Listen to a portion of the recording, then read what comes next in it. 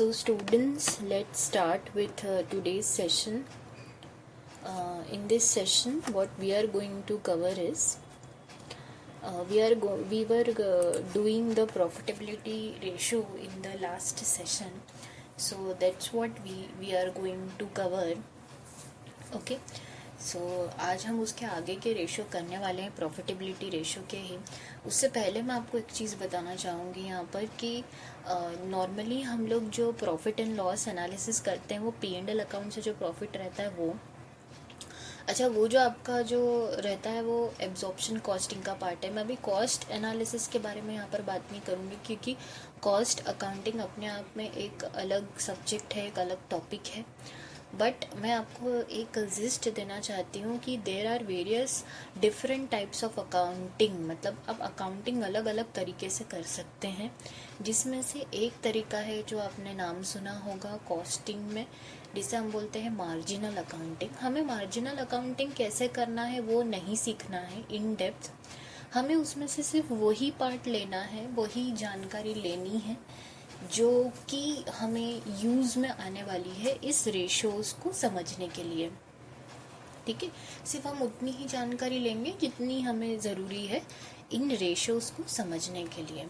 Now अभी देखिए आपको दिख रहा है स्क्रीन पर, ये एक प्रॉफिटेबिलिटी एनालिसिस का एक पूरा मैंने यहाँ पर आपके सामने चार्ट बनाया है।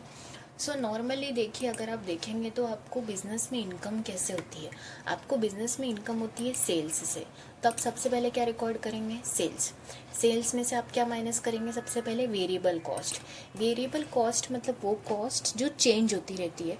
जैसे कि अगर आपने ज़्यादा प्रोडक्शन किया तो रॉ मटेरियल की कॉस्ट ज़्यादा लगेगी, अगर आपने कम प्रोडक्शन किया तो रॉ मटेरियल की कॉस्ट कम हो जाएगी। ये वेरिएबल कॉस्ट है। सेल्स में से जब आप वेरिएबल कॉस्ट माइनस करेंगे तो आपके पास क्या आएगा, कंट्रीब्यूशन। ठीक है, जो प्रॉफिट है, देखिए कॉस्ट को माइनस करने के बाद प्रॉफिट रहता है, लेकिन अभी तक आपने सिर्फ कौन सी कॉस्ट माइनस करी है, वेरिएबल कॉस्ट माइनस करी है। तो उसे माइनस करने के बाद जो भी आपका प्रॉफिट आता है उसे हम क्या टर्म देते हैं, कंट्रीब्यूशन। ठीक है, नेक्स्ट, अब क्या आपने सारी कॉस्ट माइनस कर दी है क्या, नहीं, अभी भी कुछ कॉस्ट बाकी है, और वो कॉस्ट कौन सी है, फिक्स्ड कॉस्ट। फिक्स्ड कॉस्ट मतलब जैसे कि आपने फैक्ट्री रेंट पे ले रखी है तो उसका रेंट, अब तुम फैक्ट्री में कितना भी प्रोडक्शन करो लेकिन तुमको रेंट तो उसका उतना ही देना पड़ेगा ना। से सपोज 50,000 रुपीज़ पर मंथ का रेंट है तो आपको 50,000 रुपीज़ पर मंथ रेंट देना ही पड़ेगा। फिर आपने उस महीने उस फैक्ट्री में प्रोडक्शन किया, नहीं किया, ज़्यादा प्रोडक्शन किया, कम प्रोडक्शन किया, इट डजेंट मैटर, तो वो तो फिक्स कॉस्ट है कि वो तो आपको देना ही पड़ेगा। अब देखिए नॉर्मली एब्जॉर्प्शन जब आप अकाउंटिंग करते हैं या कॉस्टिंग करते हैं तो उसमें आप ना कॉस्ट को दो कैटेगरी में डिवाइड करते हैं। जैसे जब अपन नॉर्मल P&L बैलेंस शीट बनाते हैं तो P&L जब अपन बनाते हैं तो उसमें क्या करते हैं, एक तो डायरेक्ट एक्सपेंस होते हैं और दूसरे कौन से होते हैं, इनडायरेक्ट एक्सपेंस, राइट। बट अभी जब हम मार्जिनल कॉस्टिंग की बात करते हैं तो उसी एक्सपेंस को और उसी कॉस्ट को हम बाइफ्रिकेट करते हैं in terms of variable cost और in terms of fixed cost. ठीक है, तो यहाँ पर हमने दोनों कॉस्ट माइनस कर दी। देखो नॉर्मल जब तुम एब्जॉर्प्शन वाला जब P&L बनाते हो तो डायरेक्ट कॉस्ट भी माइनस करते हो और इनडायरेक्ट कॉस्ट भी माइनस करते हो, उसके बाद प्रॉफिट आता है ना, बस वही हमने किया है। पहले हमने बस यहाँ पर हमने डायरेक्ट और इनडायरेक्ट की जगह पर दो तरीके से डिवाइड किया है कॉस्ट को, एक को हमने नाम दिया है वेरिएबल कॉस्ट और दूसरे को हमने नाम दिया है फिक्स्ड कॉस्ट। ठीक है, मतलब हमने तरीका चेंज कर दिया है कॉस्ट को बाइफ्रिकेट करने का। ठीक है, सो वेरिएबल कॉस्ट माइनस करेंगे जब हम सेल्स की इनकम में से, तो आपका जो प्रॉफिट आएगा उसे हम कहेंगे कंट्रीब्यूशन, क्योंकि ये पूरा प्रॉफिट नहीं है। फिर जब आप फिक्स्ड कॉस्ट माइनस करेंगे कंट्रीब्यूशन में से, अब देखो जब आपका फिक्स कॉस्ट मतलब सारी कॉस्ट माइनस हो गई, आप या तो आपकी कोई कॉस्ट फिक्स कॉस्ट होगी या तो वेरिएबल कॉस्ट होगी। अब ये कॉस्ट माइनस करने के बाद अब तुम्हारा नेट प्रॉफिट आना चाहिए, तो जो प्रॉफिट आएगा उसे तुम क्या बोलोगे, अर्निंग। प्रॉफिट मतलब क्या होगा, earning before interest and tax, मतलब ये वो प्रॉफिट है, ये वो अर्निंग है जो किसी भी इंटरेस्ट कॉस्ट या टैक्स को पे करने से पहले वाली अर्निंग है। देखो प्रॉफिट जो भी बिजनेस को होता है उसमें आप सबको मालूम है कि बिजनेस के प्रॉफिट में से हमें एक हिस्सा टैक्स का देना ही है, राइट। तो वो अर्निंग है जो टैक्स के पहले वाली अर्निंग है। एक और इम्पॉर्टेंट चीज़, अगर आपकी बिजनेस एंटिटी ने किसी भी फाइनेंशियल इंस्टीट्यूशन से बैंक लोन लिया है या डिबेंचर्स इशू किए हैं, तो ऐसे लोन वाली कैपिटल पर या डिबेंचर वाली कैपिटल पर हमें इंटरेस्ट कॉस्ट भी पे करनी होती है, राइट। तो एक तो हमारा इंटरेस्ट का भी खर्चा होता है, मतलब वो तो हमें पे करना ही करना है। और देखिए नॉर्मली इतना होना चाहिए कि हमारी अर्निंग या प्रॉफिट इतनी तो हो कि जो हमारी एक्सटर्नल लाइबिलिटी है, जैसे अगर मैंने बैंक से लोन लिया है बिजनेस के लिए, तो उस लोन के ऊपर मैं इंटरेस्ट का कॉस्ट बियर कर पाऊँ, उसकी मैं EMI पूरी तरह से ठीक तरह से पे कर पाऊँ, over the period of time में उसे रीपे कर पाऊँ। तो अर्निंग सफिशिएंट होना चाहिए। Got it. तो जो अर्निंग आएगी उसमें से सबसे पहले आप क्या पे करोगे? Interest. So interest is one of your cost. ये कॉस्ट ही है, ये खर्च ही है, ठीक है, एक्सपेंस है ना। बैंक के लोन के ऊपर इंटरेस्ट पे करना is your expense, it is your cost, ठीक। तो उस अर्निंग में से आप सबसे पहले क्या पे करोगे? इंटरेस्ट। अब देखो, अब जो अर्निंग बची वो कौन सी अर्निंग बचेगी? अर्निंग बिफोर टैक्स बचेगी। मतलब ये वो अर्निंग है जो सारे एक्सपेंसेस या सारे कॉस्ट को पे करने के बाद या माइनस करने के बाद अर्निंग बच रही है। अब ये वो अर्निंग है जो बिजनेस की अर्निंग है। अब चूंकि बिजनेस की अर्निंग है तो सबसे पहले आपको अर्निंग में से हिस्सा किसको देना है?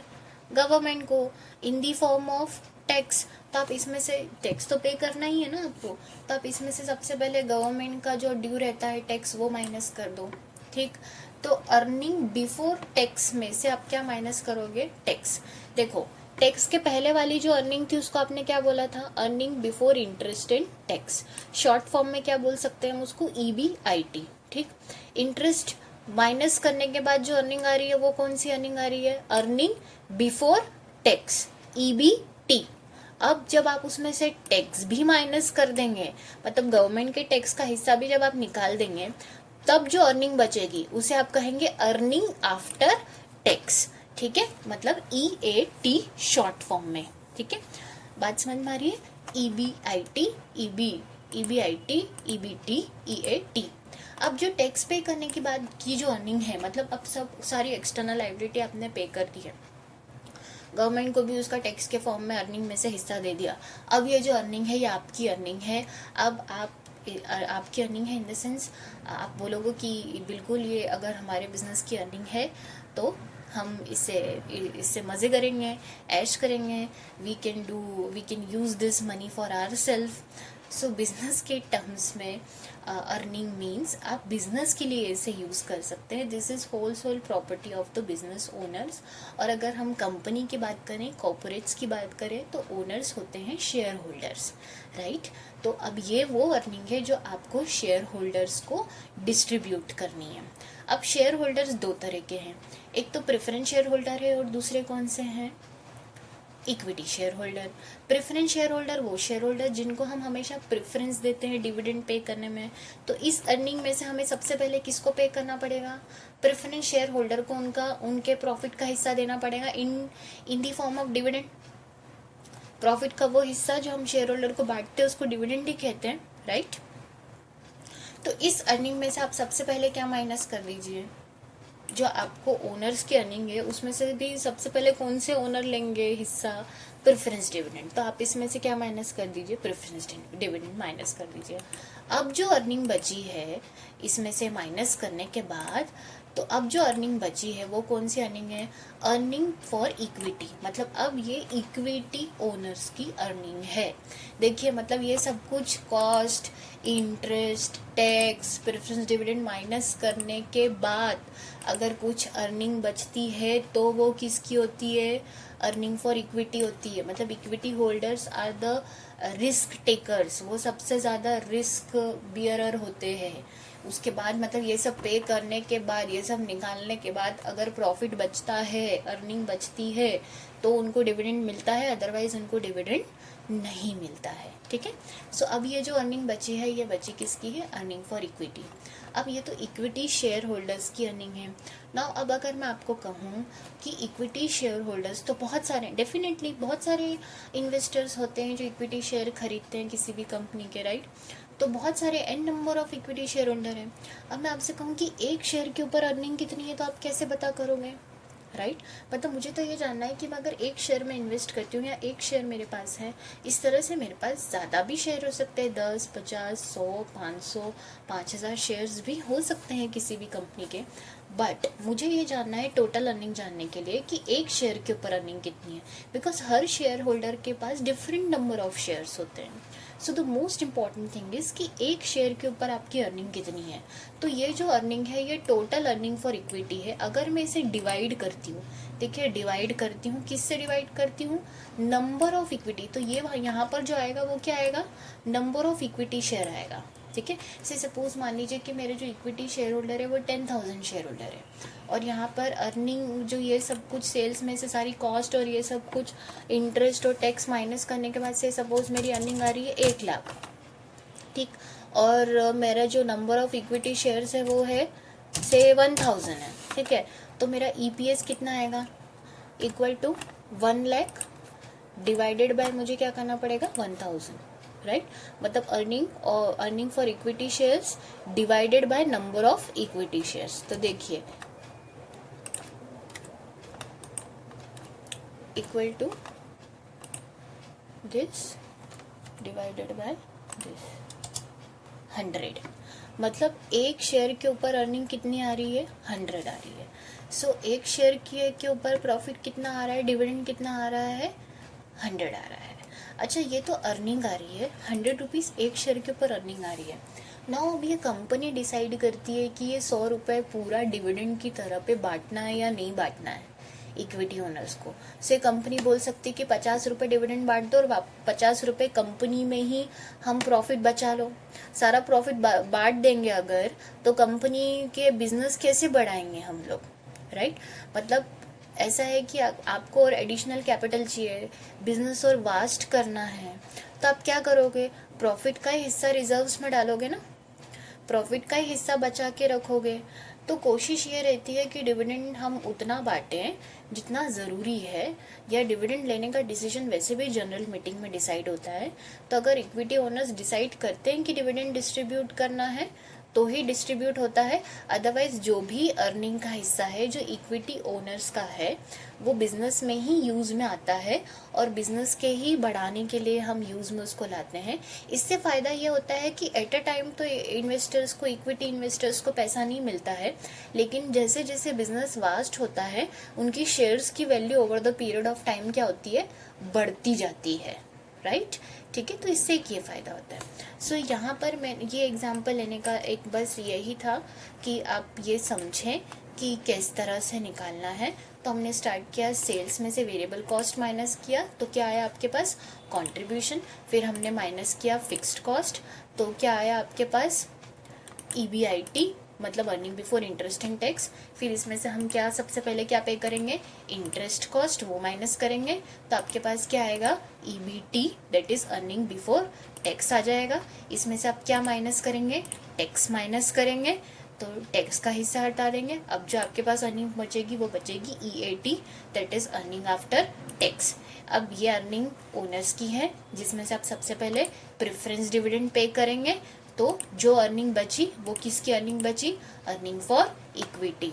अब ये टोटल इक्विटी ओनर्स की अर्निंग है, जिसे अगर आप डिवाइड करेंगे नंबर ऑफ इक्विटी शेयर से, नंबर ऑफ इक्विटी शेयर से अगर आप डिवाइड करेंगे तो आपके पास आ जाएगा earning per share, that means EPS। ठीक है, तो आपको यहाँ से इस चार्ट से समझ में आया होगा EBIT का मतलब क्या होता है, EBT का मतलब क्या होता है, EAT का मतलब क्या होता है, एंड EPS का मतलब क्या होता है। ठीक, नेक्स्ट अब हम बुक के चैप्टर में जाएंगे और इन कॉन्सेप्ट, ये देखिए ये कॉन्सेप्ट समझना बहुत ज़रूरी था, बिकॉज आगे जो आपकी बुक में प्रॉफिटेबिलिटी रेशियोज दिए हैं उसके लिए ये बहुत इंपॉर्टेंट है। ठीक है, अब हम देखते हैं नेक्स्ट। देखिए कल हमने पेज नंबर 106 तक लास्ट सेशन में कवर किया था, जिसमें हमने समझा था कि GP रेशो क्या होता है और NP रेशो क्या होता है। आज हम उसी प्रॉफिटेबिलिटी रेशो में आगे कवर करने वाले हैं रिटर्न ऑन कैपिटल एम्प्लॉयड और रिटर्न ऑन इन्वेस्टमेंट, मतलब return ROI ratio. The ratio measures the return percentage of the company on the funds invested in the business. देखिए अभी इसका मतलब क्या होता है, ROI रेशियो। ROI मतलब क्या, return percentage of the company on the funds invested. अच्छा देखो, कोई भी बिजनेस एंटिटी क्या चाहेगी, वो तो यही चाहेगी ना कि जितनी भी हम कैपिटल लगा रहे हैं, ROI रेशियो की बात करें अभी हम, हाँ, जितनी भी हम कैपिटल लगा रहे हैं उस कैपिटल के ऊपर, जितना पैसा हम बिजनेस में इन्वेस्ट कर रहे हैं उस कैपिटल के ऊपर हमको अर्निंग कितनी हो रही है, मतलब हमें रिटर्न कितना मिल रहा है, that is very important, right. So return on investment का फॉर्मूला क्या होगा कि हम कैपिटल एम्प्लॉयड का रिलेशनशिप देखेंगे, कैपिटल एम्प्लॉयड का हम रिलेशनशिप देखेंगे किसके साथ, net profit before interest and tax, ठीक है। मतलब अब देखो, net profit before interest and tax यहाँ पर आते हैं, net profit before interest and tax मतलब कौन सा, earning before interest and tax, ठीक है। मतलब आप ये जानना चाहते हो कि जितनी भी आपने कैपिटल लगाई है, जितनी भी आपने कैपिटल लगाई है उसका कितना परसेंटेज, मैं क्वेश्चन मार्क बना रही हूँ परसेंटेज के लिए, परसेंटेज है मतलब डिवाइडेड बाय क्या हो जाएगा, 100, ठीक है। परसेंटेज है मतलब डिवाइडेड बाय 100 हो जाएगा, कितना परसेंटेज मतलब इक्वल टू कितना परसेंटेज क्या है, EBIT है,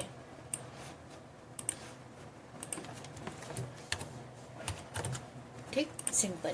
कैपिटल का कितना percentage earning before interest and tax है, मतलब तुम कितना इन्वेस्ट कर रहे हो, जितना इन्वेस्ट कर रहे हो, कैपिटल जितनी लगा रहे हो उसके ऊपर कितना परसेंटेज तुमको रिटर्न, रिटर्न मतलब अर्निंग, कौन सी earning, but earning before interest and tax, उसका कितना परसेंटेज, रेट है ये, क्वेश्चन मार्क मतलब रेट, ठीक, रेट है इसलिए डिवाइडेड बाय 100 किया है, अर्निंग मिल रही है, earning before interest and tax, तो कैसे निकालोगे, सिंपल ये रेट निकालने के लिए हम क्रॉस मल्टीप्लाई कर सकते हैं, हम क्या करेंगे, EBIT इंटू क्या करेंगे 100, राइट, डिवाइडेड बाय हम क्या कर देंगे, कैपिटल एम्प्लॉयड कर देंगे, तो हमारे पास क्या आ जाएगा,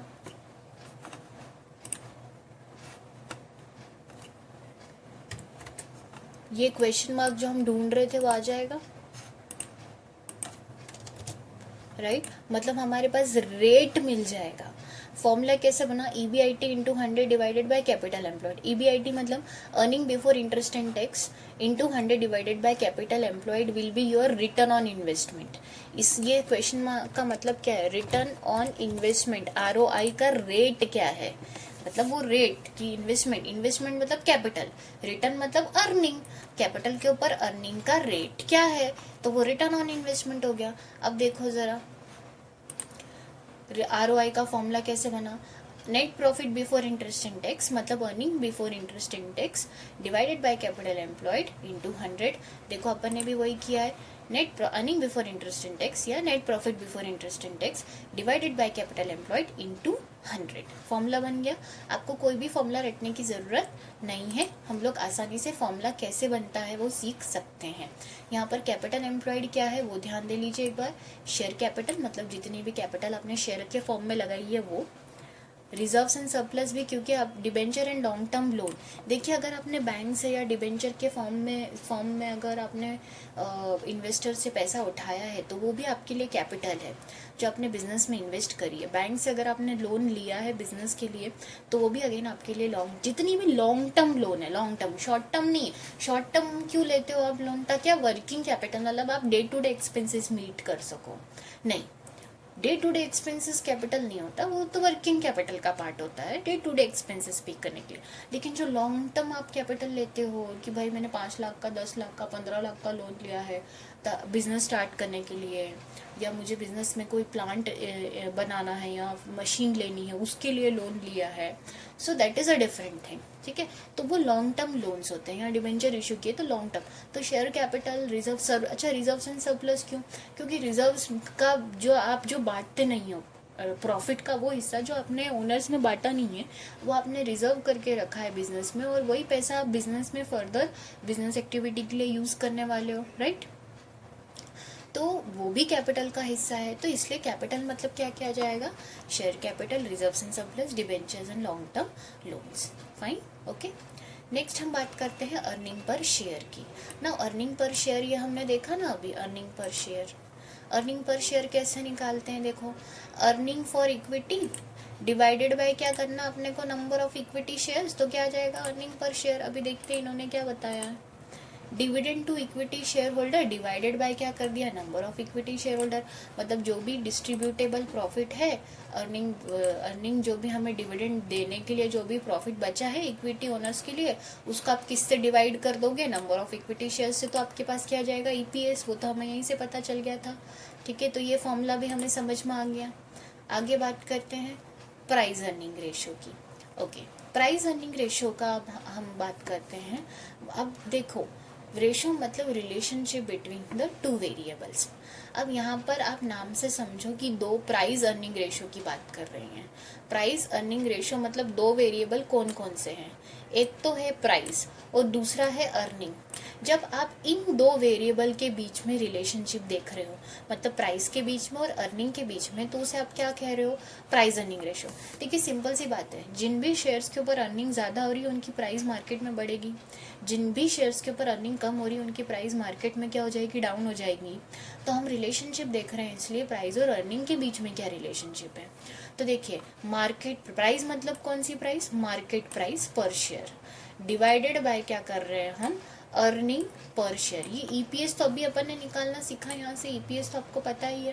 तो इस अर्निंग पर शेयर से मतलब अर्निंग के बीच में और प्राइस के बीच में, देखिए प्राइस तो आपको मार्केट प्राइस है, तो मार्केट से पता चलेगी कि मार्केट में आपकी शेयर की प्राइस कितनी है। उस प्राइस को आप किससे डिवाइड करोगे, अर्निंग पर शेयर से। तब रिलेशनशिप डिटरमाइन कर पाओगे प्राइस और अर्निंग के बीच में, ठीक है। तो प्राइस अर्निंग रेशियो को हम शॉर्ट फॉर्म में क्या बोलेंगे, पीई रेशियो बोलेंगे, ठीक है। इस तरह से ये फॉर्मूला भी बन गया आपका, ठीक है। सो फॉर्मूलेस कैसे बने प्रॉफिटेबिलिटी रेशियो के, वो हमें समझ में आ गए। This was page number 107। आगे बढ़ते हैं, पेज नंबर 108 हम देखते हैं। अब देखिए पेज नंबर 108 पे आपको एक क्वेश्चन दिया हुआ है, ठीक। इसको थोड़ा हम रिसाइज करते हैं, पढ़ाएं क्या, चलिए देखते हैं। 108 है ना, पेज नंबर आपका क्या है, 108 है।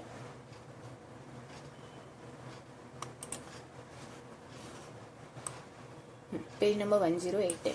चलिए, compute the GP ratio and NP ratio from the following details for the year 18-19 का आपको जीपी रेशियो और एनपी रेशियो निकालना है।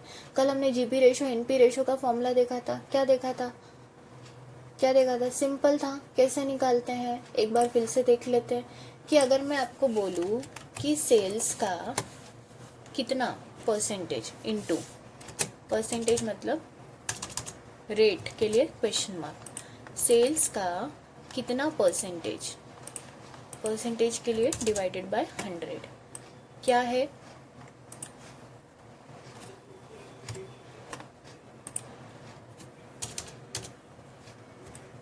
सेल्स का कितना परसेंटेज जीपी है, सेल्स का कितना परसेंटेज क्या है, जीपी है। तो आप सिंपल क्रॉस मल्टीप्लिकेशन करेंगे। आप क्या करेंगे, जीपी इंटू 100 और क्या करेंगे, डिवाइडेड बाय क्या कर देंगे। इसको प्रेजेंट करने के लिए मैं हमेशा बॉर्डर यूज़ करती हूँ, ठीक है। आपको फॉर्मूला ही यूज़ करना है, जस्ट प्रेजेंट करने के लिए आप यूज़ कर सकते हैं, ठीक है। सेल्स है तो आपका क्या आ जाएगा, ये रेट आ जाएगा, मतलब जीपी रेशियो आ जाएगा, राइट। देखते हैं, मतलब GP into 100 divided by sales. अब क्वेश्चन में देखते हैं, सेल्स दी हुई है आपको, कैश सेल्स और क्रेडिट सेल्स। तो टोटल सेल्स कितनी हो गई, 25,000 और 75,000, 1 लाख की टोटल सेल्स हो गई आपके पास, राइट। तो सेल्स का फिगर तो हमें पता चल गया।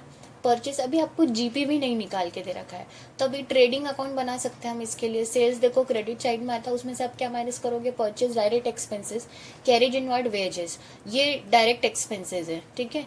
देखिए मैं आपको इसको एक्सेल में बना के बताऊँ क्या, आप इस तरह से बना सकते हैं इसको एक्सेल में सिंपल फटाफट से।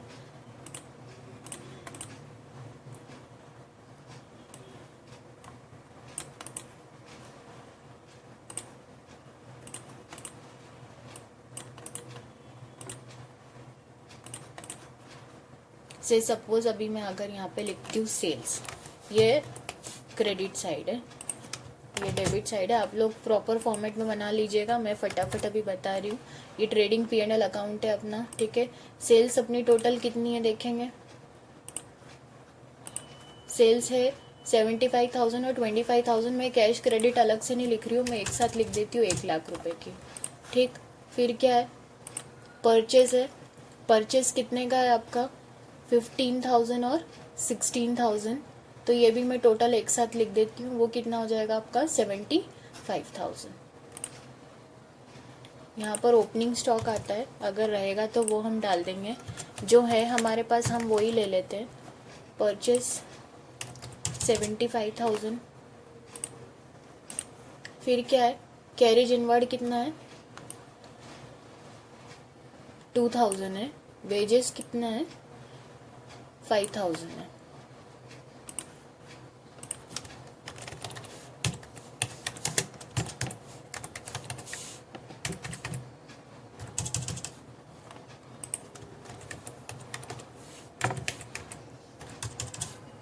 ठीक है। और कुछ है क्या डायरेक्ट एक्सपेंस, क्वेश्चन में नहीं है, क्लोजिंग स्टॉक भी नहीं है, ठीक है। सिंपल यही था बस, है ना। तो अब हम क्या करेंगे, जीपी निकाल लेंगे आसानी से। चलिए जीपी निकालते हैं।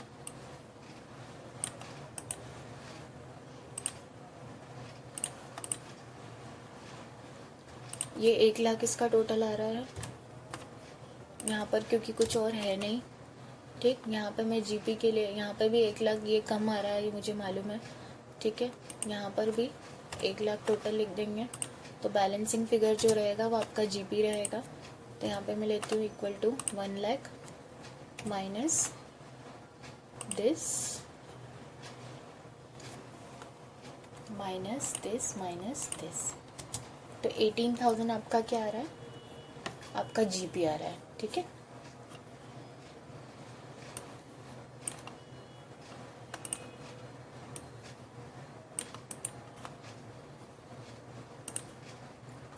ठीक, अभी मैं जीपी यहाँ पे फॉरवर्ड कर लेती हूँ।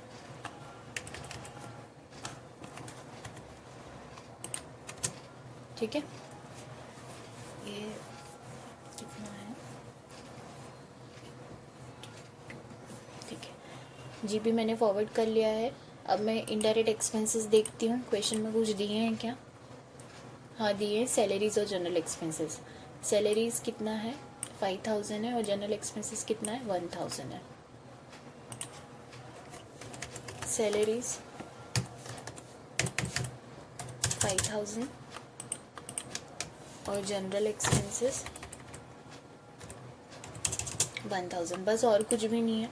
तब हमारा एनपी निकाल लेंगे हम, सिंपल यहाँ पे क्या करेंगे, इक्वल टू, और कुछ भी नहीं है इधर, 18,000 माइनस 5,000 माइनस 1,000, तो आपका एनपी कितना आ रहा है 12,000।